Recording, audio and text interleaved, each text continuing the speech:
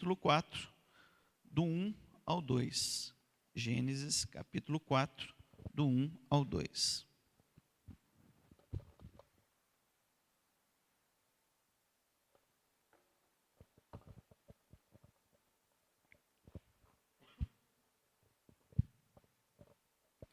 A palavra de Deus fala assim: coabitou o homem com Eva.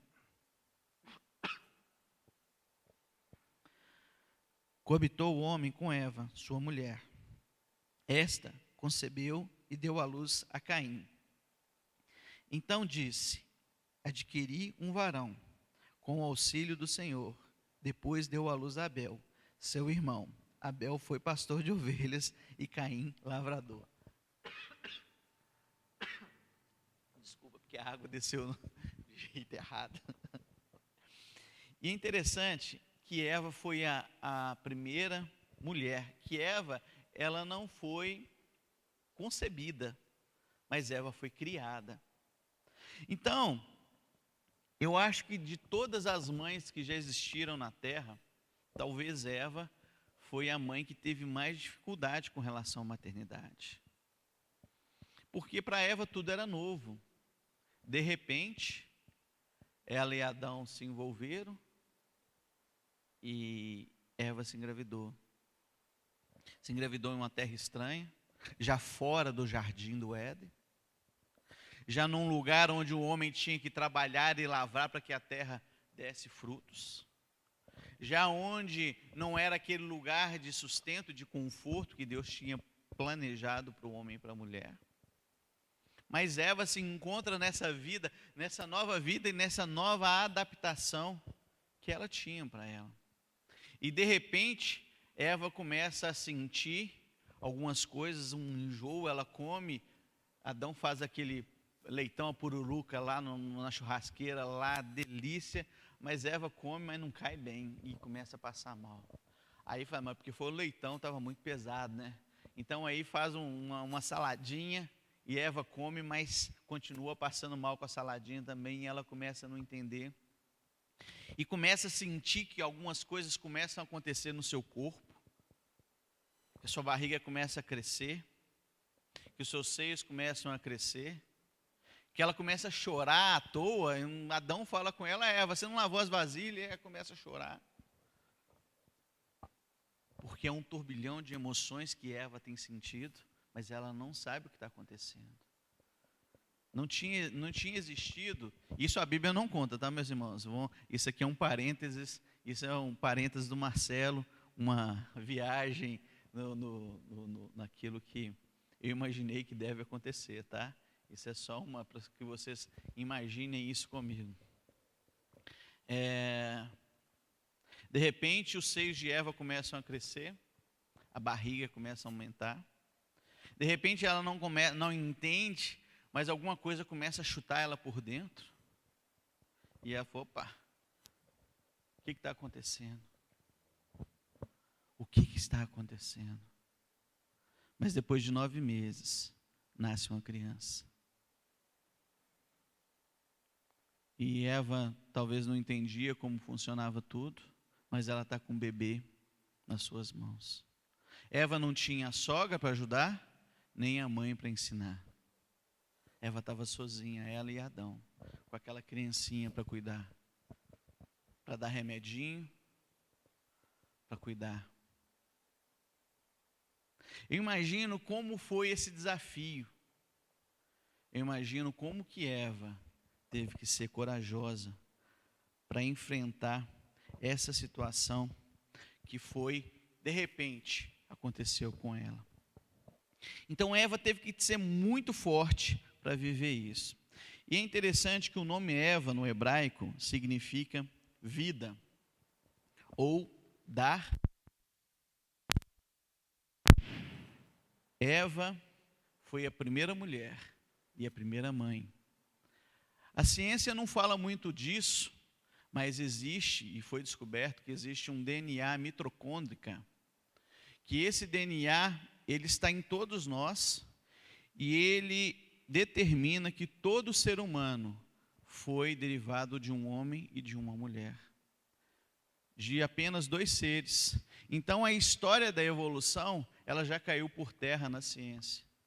Os cientistas que são sérios, eles já relatam isso. Eles continuam ensinando a velha teoria de Darwin, né, que o homem evoluiu do macaco, mas a ciência moderna já comprova que isso não é verdade. Que o homem e a mulher, eles se derivam de um mesmo casal. Porque o DNA, ele tem traços que passaram de gerações e gerações e que são os mesmos traços do nosso primeiro pai e da nossa primeira mãe. Então, a própria ciência hoje, ela relata dessa experiência que Eva teve no cuidado. Então, eu queria que você entendesse que Eva foi uma mulher muito corajosa. Ela estava já, não tinha Deus mais cuidando deles ali no jardim, a presença, mas Eva teve que obter coragem para viver uma nova vida em Deus. Por que a gente fala em Deus? Porque o texto fala que Eva, olha como fala, coabitou o homem com Eva, sua mulher, e ela concedeu a Adão e deu luz a Caim. Então diz, adquiri um varão com o auxílio do Senhor. Mesmo sendo expulsos do jardim, eles continuavam reconhecendo a soberania de Deus na vida deles. Eu queria te convidar para a gente passar para a segunda mãe da nossa trajetória aqui da Bíblia. Ela está lá no livro de Gênesis, capítulo 21, de 1 ao 7. Gênesis, capítulo 21, de 1 ao 7.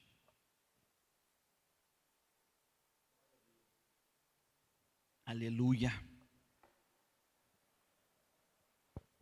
Gênesis, capítulo 21, de 1 ao 7.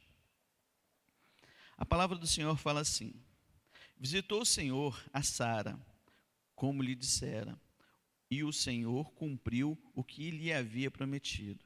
Sara concebeu e deu à luz a um filho, a Abraão na sua velhice, no tempo determinado que Deus lhe falara.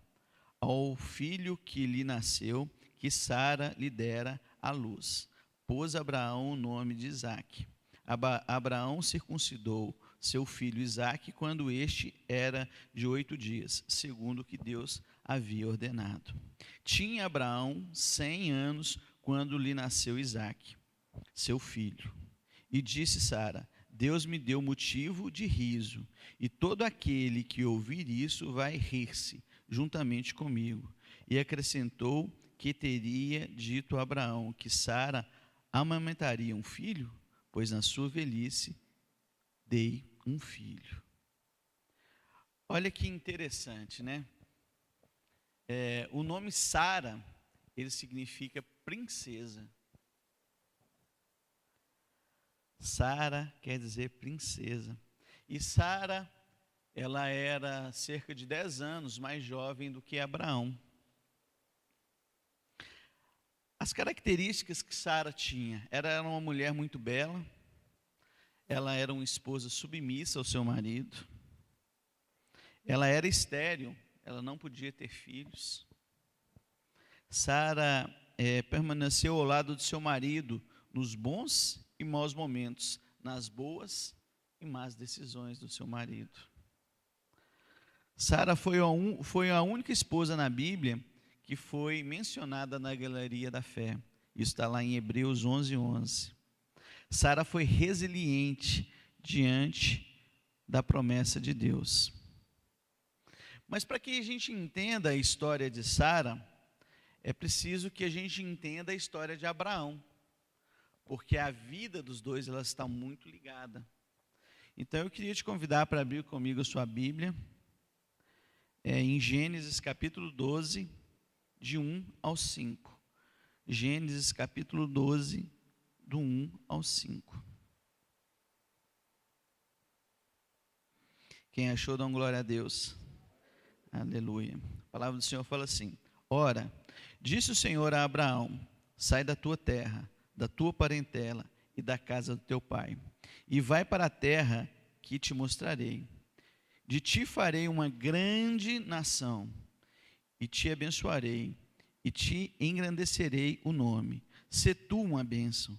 Abençoarei os que te abençoarem, e amaldiçoarei os que te amaldiçoarem. Em ti serão benditas todas as famílias da terra. Partiu, pois, Abraão, como lhe ordenara o Senhor, e Ló foi com ele. Tinha Abraão 75 anos, quando saiu de Harã. Levou Abraão consigo a Saraí, sua mulher, e a Ló, filho de seu irmão, e todos os bens que haviam adquirido, e as pessoas que lhe acrescentavam em Harã. Partiram para a terra de Canaã, e lá chegaram. Olha que interessante.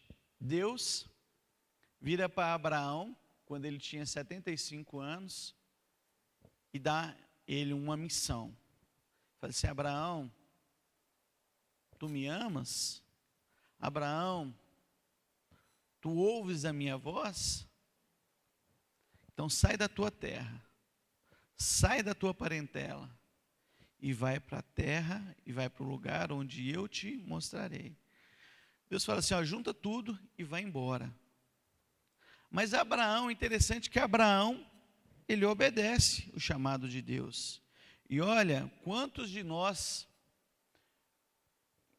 a gente precisa entender também o contexto que Abraão vivia. Abraão vivia na cidade de Ur dos Caldeus, e era uma cidade extremamente pagã, onde se adoravam ídolos, onde se adoravam outros deuses. E Abraão vivia nesse contexto dessa cidade de opressão. E Deus falou: olha, deixa isso tudo, larga tudo, e vai viver um novo tempo que eu tenho para você. E a Bíblia relata que Abraão é chamado o pai da fé, porque ele tem coragem de simplesmente sair e ir obedecer ao chamado que Deus determinou para ele, e ele vai. Mas Abraão obedece apenas parcialmente à ordem de Deus. Por que parcialmente? Porque Abraão leva Ló, o seu sobrinho. Deus fala com ele: sai da sua terra, da sua parentela, e vai para a terra onde eu te mostrarei. E é interessante, quando a gente continua lendo o texto bíblico, o relato da Bíblia, a gente vai ver que Abraão só recebeu a segunda instrução, Abraão só conseguiu viver o tempo que Deus tinha para ele, quando ele obedeceu integralmente aquilo que Deus tinha determinado para ele. O que a gente entende e aprende com isso? Não adianta, meu irmão, a gente obedecer parte daquilo que Deus tem para mim e para você, parte do chamado que Deus tem para mim e para você, obedecer parte dos princípios que essa verdade ensina para mim e para você.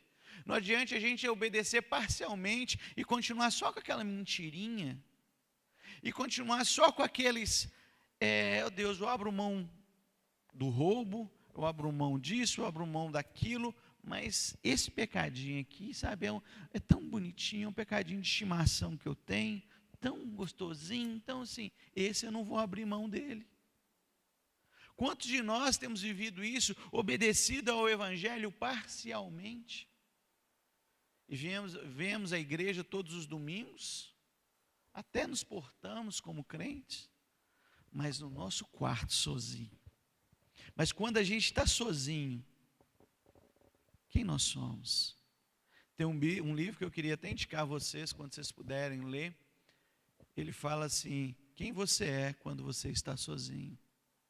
E ele vem justamente trabalhar isso no nosso coração. Quem você é quando você está de madrugada na internet, de madrugada no seu computador? Quem você é quando só você, e você entende que ninguém está te vendo? Será que você realmente é crente? Será que realmente você é santo? Ou será que não? E às vezes a gente questiona Deus, por que as coisas e os milagres e as revelações não acontecem comigo? Porque você tem obedecido apenas parcialmente aquilo que Deus tem determinado ao seu coração.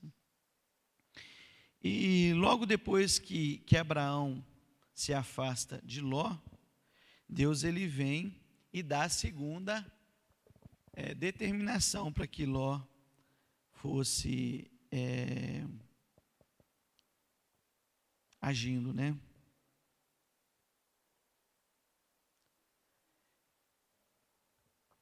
Mas Deus ele quer de mim e de você um coração pronto, um coração disposto a obedecer.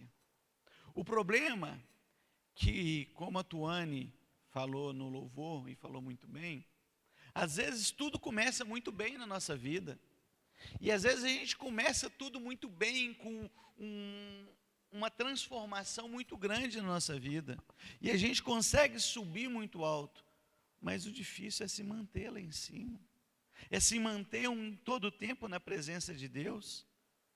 Nossa geração é uma geração de micro-ondas, é uma geração de tanque. A gente rasga um saquinho, joga na água, bate, está pronto para tomar. A gente pega uma comida fria da geladeira, coloca no micro-ondas, 2 minutinhos está pronto. Você coloca a pipoca, põe para estourar, quando você vai no banheiro, você já volta, já está pronta. E a gente às vezes acha que Deus vai agir assim com a gente. E a gente acha porque eu sou justo, eu tenho tentado cumprir aquilo que Deus determinou para que eu cumpra. Eu tenho feito, eu tenho dizimado, eu tenho ofertado, eu tenho orado. Então Deus ele tem que cumprir a promessa dele na minha vida. Esses dias eu estava vendo um canal de televisão e uma moça estava dando testemunho. Mas é triste a maneira com que as pessoas colocam as coisas, né? Ela falou que estava passando por uma dificuldade muito grande na empresa dela, e que ela lembrou lá de uma campanha que tinha feito lá, e que ela tinha uns grãos de sal, sei lá o que ela tinha, e ela pegou aquilo com muita fé e determinou a Deus que ele fizesse e cumprisse a verdade dela, a verdade daquela palavra na vida dela. Que ela colocou Deus na parede e falou: olha, você tem que fazer, você tem que cumprir em mim aquilo que eu fiz, como se a gente fizesse negócio com Deus, como se nós pudéssemos, como criatura, determinar a Deus alguma coisa que ele vai fazer, meu irmão. É pela misericórdia de Deus que nós não somos consumidos. É pela misericórdia dele que nós estamos aqui. Não somos nós que determinamos o que Deus vai fazer, mas é ele que decide o que ele vai fazer nas nossas vidas. Então Deus pode fazer, meu irmão? Pode fazer tudo. Ele é o dono do ouro e da prata. Ele é o Deus de milagres, é o Deus de maravilhas. Ele é o Deus que nunca falhou e que nunca falhará. Ele é o Deus que ressuscitou mortos. É o Deus que fez aleijados andar. É o Deus que fez coxos andar. É o Deus que fez cegos enxergarem. É o Deus que pela palavra dele falou: haja, e tudo se fez. E quem somos nós para determinar alguma coisa para Deus? Para determinar aquilo que Deus vai fazer?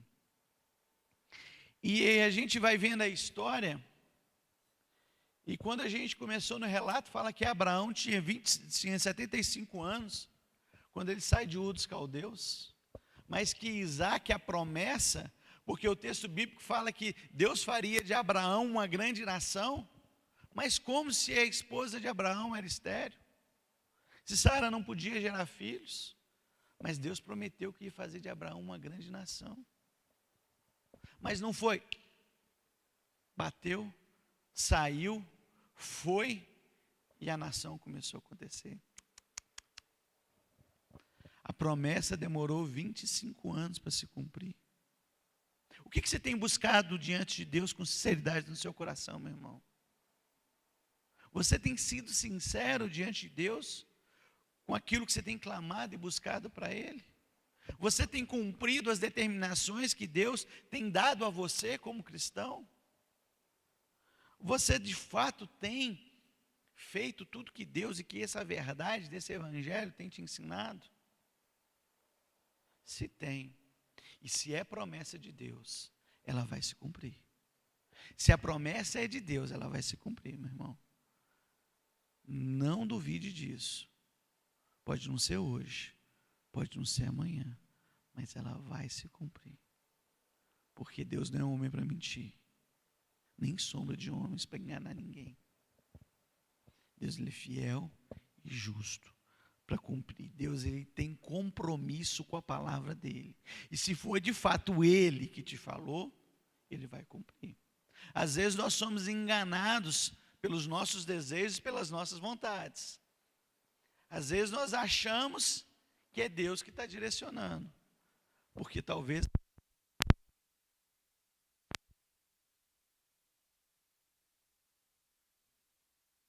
deu a ouvir a voz de Deus.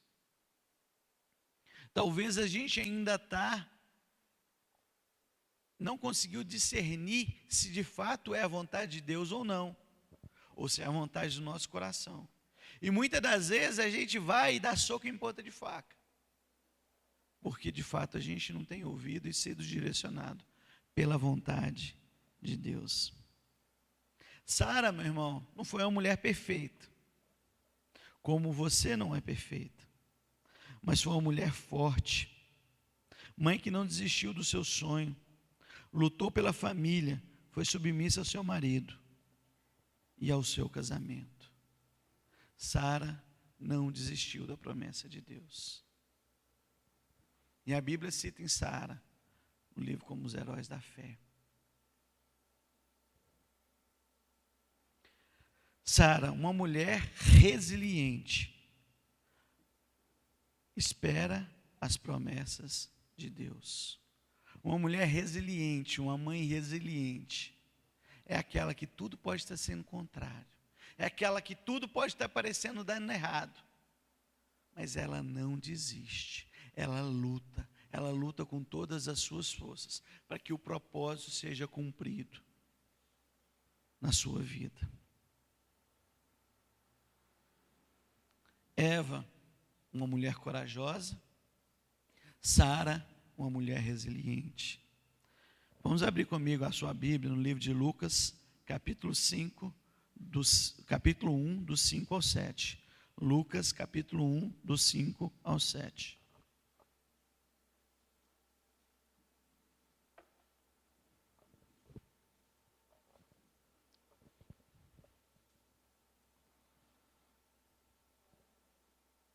Aleluia. A palavra de Deus fala o seguinte: nos dias de Herodes, rei da Judéia, houve um sacerdote chamado Zacarias, do turno de Abias. Sua mulher era filha de Arão e se chamava Isabel. Ambos eram justos diante de Deus, vivendo irrepreensivelmente em todos os preceitos e mandamentos do Senhor. E não tinham filhos, porque Isabel era estéril, sendo eles avançados em dias. Olha que interessante. Isabel e Zacarias, homem e mulher, da casa de Deus, sacerdotes. Zacarias era um sacerdote que servia no templo. Isabel, alguns estudos falam que ela era uma profetisa, era da mesma linhagem, que os dois eram um casal perfeito, porque eles se casaram no mesmo ministério, os dois trabalhavam juntos na casa do Senhor. Avançados em idade,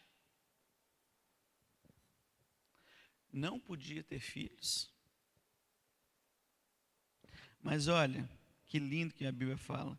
Ambos eram justos diante de Deus, vivendo irrepreensivelmente em todos os preceitos e mandamentos do Senhor. Os dois viviam uma vida digna, os dois eram crentes de verdade, os dois cumpriam aquilo que Deus se agradava em ver aquele casal trabalhando, independente da promessa ter chegado ou não, independente de dar tudo certo ou não. Eu não sei, meu irmão e minha irmã, mãe, O que você tem vivido até hoje na sua vida? Se você tem experimentado de fracassos, de incertezas, de inseguranças, se tem dado tudo certo, se tem dado tudo errado, segundo a sua vontade.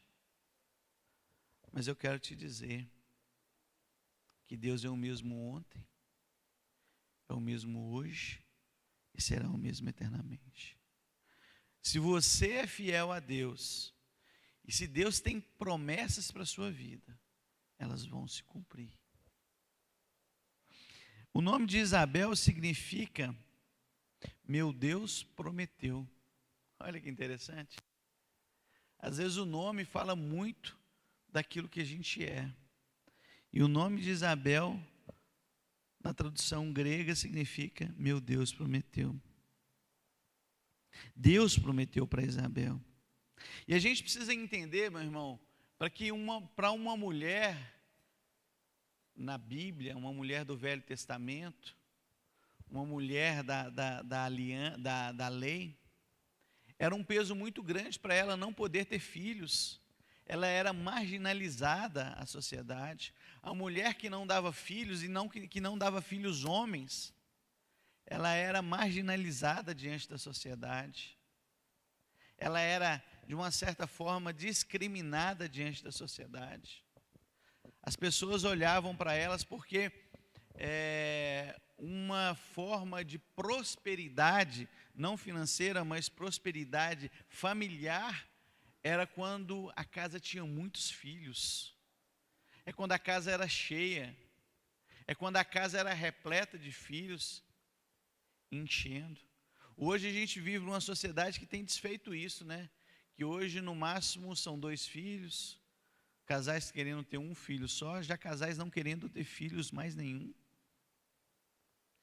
E isso é uma estratégia até do diabo para destruir a igreja, porque existem estudos que dizem que uma sociedade, uma cultura, para ela subsistir, ela precisa de 2,1 filho, para que ela possa permanecer perpétua, para que você possa ensinar seus filhos e aquela cultura continuar sendo disseminada. Os muçulmanos, e se eu não me engano, nos profetas, eu não sei se foi Maomé que falou, que os muçulmanos conquistariam o mundo sem dar um tiro, mas através da cultura, através da expansão. Os muçulmanos hoje, eles não são igual aos cristãos. Os muçulmanos hoje eles têm 5, 7, 10 filhos. Os muçulmanos eles se espalham para todas as nações e começam a implantar a cultura muçulmana. Tem um gráfico que hoje a igreja muçulmana, se você não somar a igreja católica e a igreja evangélica, a igreja muçulmana já é maior que as duas. O cristianismo só ganha em número se tiver a soma das duas igrejas, da católica e da evangélica juntos. Aí o número ainda não é maior no mundo inteiro. Mas se você tirar e separar católico de evangelho, já a religião muçulmana já é a maior do mundo. Aqui em Varginha nós já temos uma mesquita. Aqui em Varginha nós já temos um centro de apoio lá na Princesa, não sei se perto da nave ali, de apoio ao islamismo. Então a cultura muçulmana tem se disseminado, porque nós escolhemos não ter filhos e não ensinar os nossos filhos no caminho que eles devem andar. Independente daquilo que acontecia com Isabel, ela não olhava as dificuldades, mas ela olhava para o Deus dela e continuava a servindo a Deus com alegria. Mas mesmo com a idade avançada que Isabel tinha, mesmo já na idade avançada, Isabel recebeu uma missão. Isabel engravidou e teve um filho. E o interessante é que Isabel, ela não foi negligente no chamado que ela teve. Ela teve um filho e ela ensinou seu filho no caminho que ele devia andar. Quando João Batista nasceu, ele foi discipulado, ele aprendeu os princípios e os preceitos da palavra de Deus. E João Batista foi o percussor do evangelho. João Batista foi aquele que preparou o caminho até que Jesus viesse. Talvez Isabel, ela falou assim: ah, Senhor, agora eu já estou velha, eu já não consigo mais, eu já não dou conta mais, e agora para mim não dá.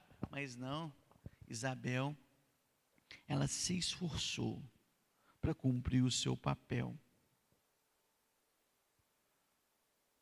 Quantos de nós muitas das vezes clamamos e pedimos a Deus tantas coisas, mas quando recebemos, achamos difícil demais, e logo desistimos, ou deixamos pela metade, ou fazemos de qualquer maneira. Aquilo que Deus determinou para o meu e para o seu coração, meu irmão, que eu e você possamos cumprir com zelo. Mãe ensina, pai, família, mas a mãe, muitas das vezes, ela está mais perto da criança. Ensina o teu filho no caminho que ele deve andar, para que quando ele for grande, ele não se desvie dele. A mãe, ela tem um contato muito mais próximo da criança, porque normalmente o pai sai para trabalhar cedo, e trabalha o dia todo e volta à noite, só está à noite em casa, mas algumas mães, elas podem ficar o dia inteiro com a criança. Hoje, na sociedade moderna, já não é assim, onde as mães também têm que trabalhar, e os filhos têm sido terceirizados para as escolas, ou para a televisão, ou para a avó, ou para uma série de coisas, e não somos nós pais que educamos os nossos filhos. Mas mãe, o seu ministério é muito importante para o seu filho. Isabel cumpriu o chamado dela, mesmo em tenra idade. E quais os planos que Deus tem tido para a sua vida, meu irmão? Quais os planos que Deus tem determinado para a sua vida? Você tem sido fiel a eles? Você tem aprendido a ouvir e entender, a discernir a voz de Cristo? Entender no seu coração que você não faz parte desse mundo, que a sua vida foi construída para um propósito muito maior que eu e você mesmo? Que a minha e sua vida, ela tem um propósito muito maior? Porque se a gente ficar olhando, meus irmãos, somente para esse mundo, somente para essas circunstâncias, somente para essa situação, a gente acaba, muitas das vezes, com o nosso coração se perdendo diante daquilo que Deus planejou para mim e para você. Muitas das vezes a gente continua vivendo e a gente sai de uma religião, vem para a igreja evangélica, mas continua vivendo uma religião dentro da casa do Pai.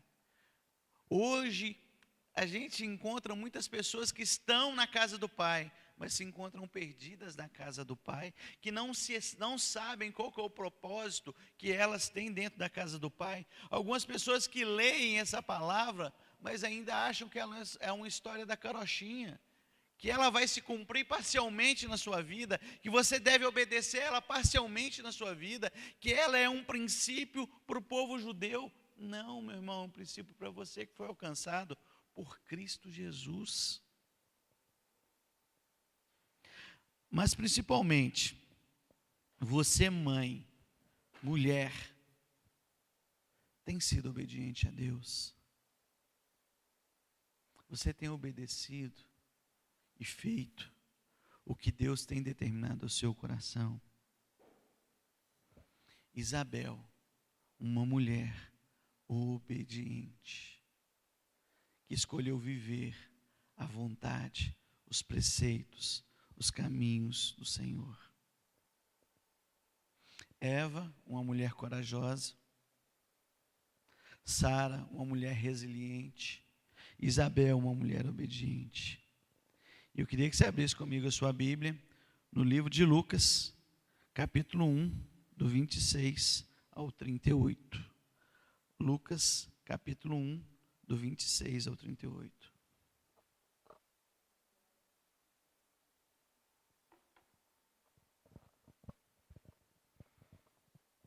Lucas, capítulo 1, do 26 ao 38. A palavra de Deus fala assim: no 6º mês, foi o anjo Gabriel enviado da parte de Deus para uma cidade da Galiléia, chamada Nazaré, a uma virgem desposada com certo homem da casa de Davi, cujo nome era José. A virgem chamava-se Maria. E entrando o anjo onde ela estava, disse: alegrar-te, pois favorecida, o Senhor é contigo. Ela, porém, ao ouvir essas palavras, perturbou-se muito e pôs-se a pensar no que significava essa saudação. Mas o anjo lhe disse: Maria, não temas, porque achaste graça diante de Deus. Eis que conceberás e darás à luz um filho, a quem chamarás pelo nome de Jesus. Este será grande e será chamado Filho do Altíssimo. Deus, o Senhor, lhe dará o trono de Davi, seu pai. Ele reinará para sempre sobre a casa de Jacó, e o seu reinado não terá fim. Então disse Maria ao anjo: como será isso, pois não tenho relação com homem algum? Respondeu-lhe o anjo: descerá sobre ti o Espírito Santo, e o poder do Altíssimo te envolverá com as suas sombras. Por isso também este santo que há de nascer será chamado Filho de Deus. E Isabel, tua parenta, igualmente concebeu um filho em sua velhice, sendo este já o 6º mês, para que diziam ser estéril, porque para Deus não haverá impossíveis em toda a sua promessa. Então disse Maria: aqui está a serva do Senhor, que se cumpra em mim conforme a tua palavra. E o anjo se ausentou dela. Olha que lindo. Maria recebe um chamado para receber o Salvador, o Redentor do mundo. Mas todo mundo fala assim: olha que privilégio.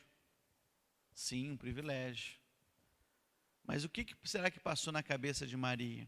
Porque Maria, ela já estava desposada com José. O que é isso? Maria ainda não estava casada, porque o casamento judaico, ele é diferente do casamento ocidental. No casamento judaico, você, antes de se casar propriamente, você assina um contrato, como se fosse um noivado, onde você determina os termos nupciais, os termos onde você vai se casar ali antes, e você aguarda o tempo do pai do noivo enviar o noivo para desposar a noiva. Não é o noivo que determina quando ele vai buscar a noiva, mas é o pai do noivo que fala quando o noivo vai se casar, de fato, vai se juntar à noiva.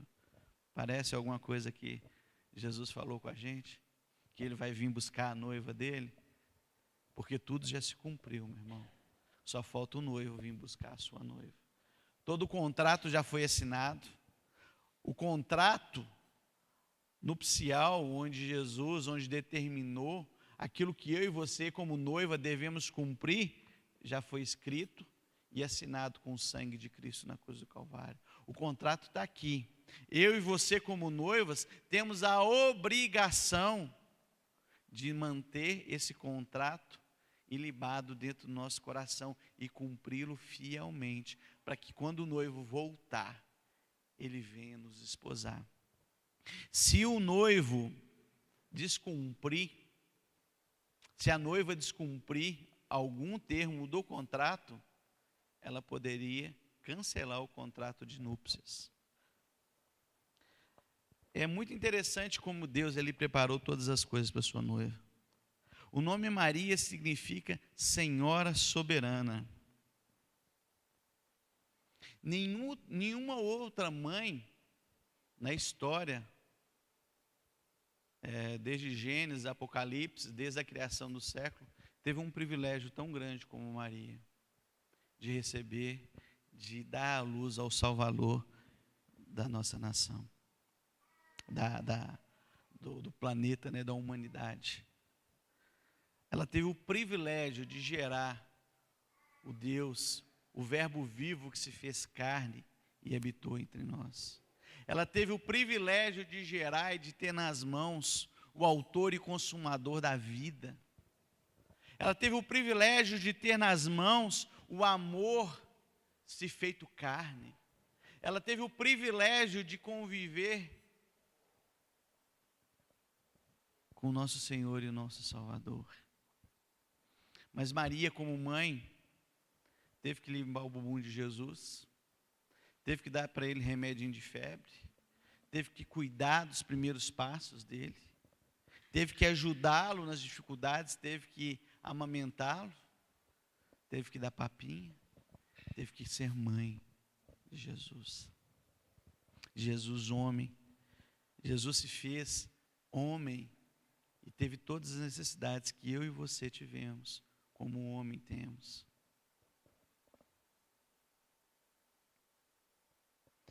Maria teve que ter tido coragem de aceitar o chamado de Deus, quando ela se viu grávida, ainda não sendo casada, porque isso diante da lei era um crime, e ela podia ter sido apedrejada por descumprir a lei, por ser considerada uma prostituta, por ter traído quebrado o contrato de núpcias.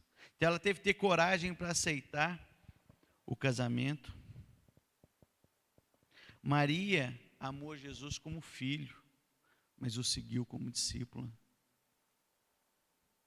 Maria cuidou de Jesus até quando ele começa o seu ministério.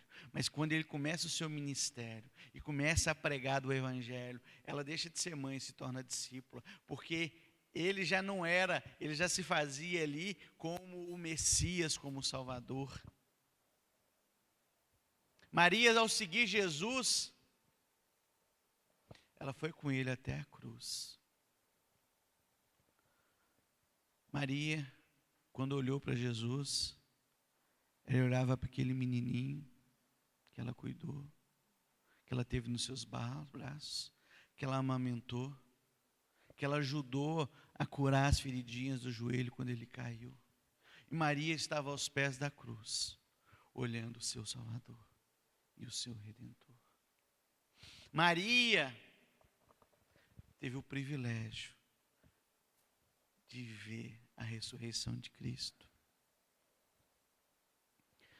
Algumas religiões dizem que nós não gostamos de Maria, que nós temos rejeição contra Maria. Isso é uma mentira, uma falácia. Nós amamos Maria porque a própria Bíblia chama Maria de mulher bem-aventurada. Como que nós não gostaríamos da mulher que gerou o Salvador do mundo? Como nós não gostaríamos, nós não amaríamos essa mulher? Nós amamos Maria. Nós amamos a responsabilidade que ela teve como mãe. Nós só não adoramos Maria. Só adoramos ao nosso Deus que morreu na cruz por nós. Maria escolheu se submeter plenamente à vontade de Deus, em prol da sua própria vontade. Maria, ela escolheu abrir mão dela mesma, das suas vontades, para viver o chamado que Deus tinha para a vida dela, para cumprir o chamado que ela tinha na vida dela. Ela escolheu se submeter àquilo que Deus tinha para a vida dela. Grandes mães que conquistaram os grandes milagres tiveram que ser corajosas, enfrentando seus medos e dificuldades, mas confiando no Senhor. Elas foram resilientes, não desistiram diante das dificuldades, das lutas e do tempo que tiveram que esperar, mas confiaram na promessa de Deus que não mente. Tiveram que ser obedientes e fiéis a Deus, não às suas vontades, mas à vontade do Senhor, mesmo que as circunstâncias dissessem não. E se submeteram, não à sua vontade, mas à vontade de Deus. Se coloca de pé nesse momento.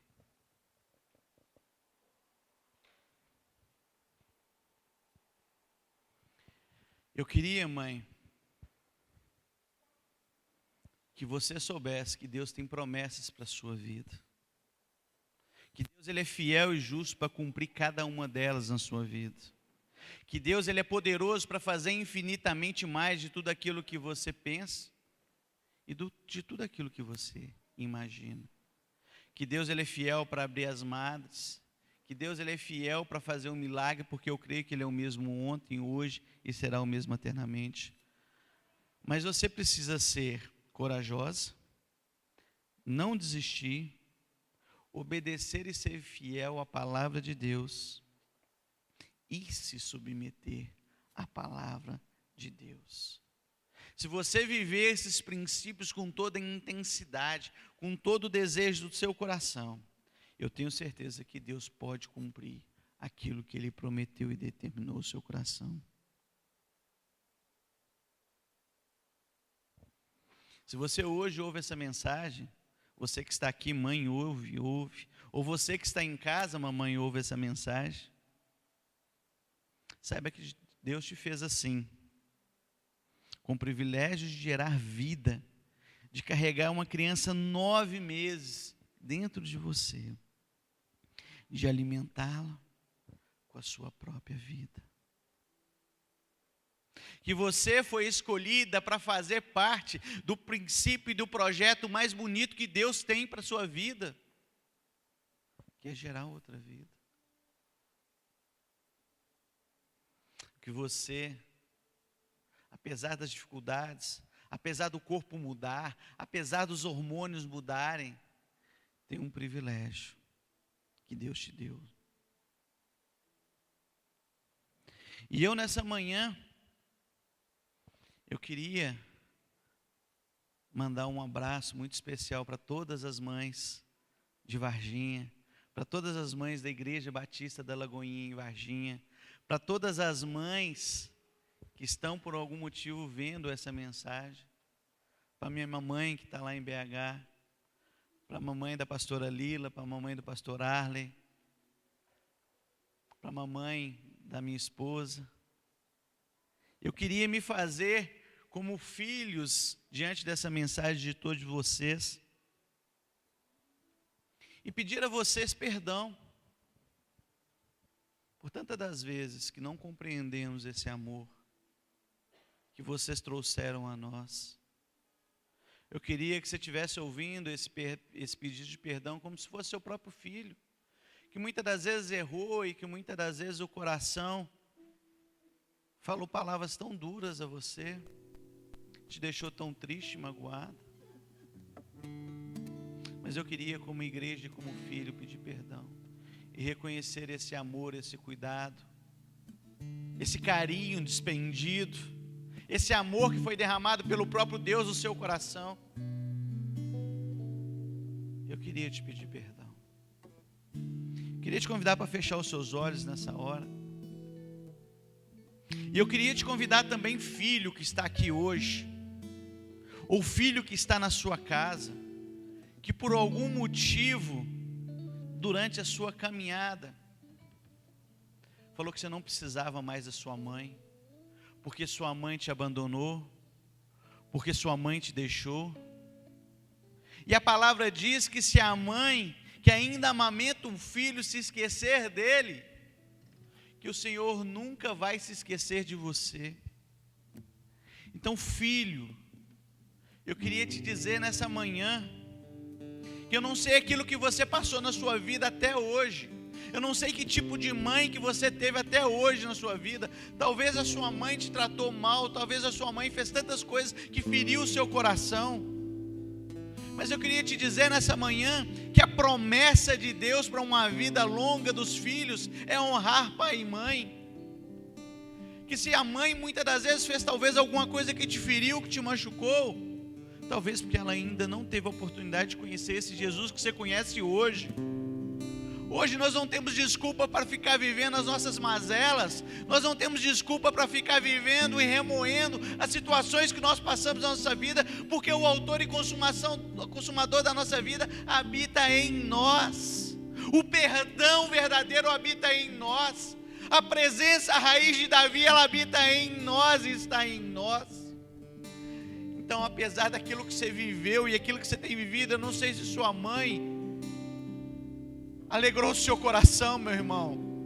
Se sua mãe foi uma boa mãe ou se não foi boa mãe, mas eu queria te desafiar hoje a liberar nessa hora uma palavra de perdão para o coração dela.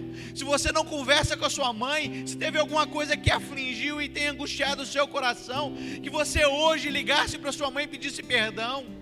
E falasse: mãe, não interessa aquilo que aconteceu no nosso passado, mas interessa quem habita em mim hoje. E através dessa habitação eu quero escrever uma nova história na nossa vida. Eu quero te desafiar, meu irmão, a começar uma nova história. Talvez as promessas de Deus não tenham se cumprido na sua vida, porque você não tomou o próximo passo, você não teve coragem de viver a próxima etapa, você ainda não se desvinculou da falta de perdão no seu coração. E essa manhã o Espírito Santo de Deus ministra sobre o seu coração o perdão, a coragem para perdoar, a intrepidez, a resiliência no seu coração para fazer aquilo que você deve fazer, e a submissão à palavra de Deus. Então eu queria, meu irmão, te desafiar, você que está aqui e você que ouve essa mensagem hoje, a mudar a sua história, porque eu conheço esse Jesus que é um Jesus que mudou a história. Esse Jesus, ele escreveu, a história foi escrita antes de Jesus e depois de Jesus, porque quem conheceu Jesus nunca mais foi o mesmo. A história daqueles que cruzaram com Jesus nunca mais foi a mesma. E eu sei que a sua história, que a sua história é diferente, pode ser mudada e transformada hoje. Não aceita as mentiras que Satanás tem colocado, as algemas que ele tem colocado sobre a sua vida, mas que em nome de Jesus, meu irmão, que você libere o perdão e que você perdoa. Adore a Deus, meu irmão. Adore a Deus, adore a Deus, adore a Deus, adore a Deus, e vai liberando esse perdão dentro de você nessa hora.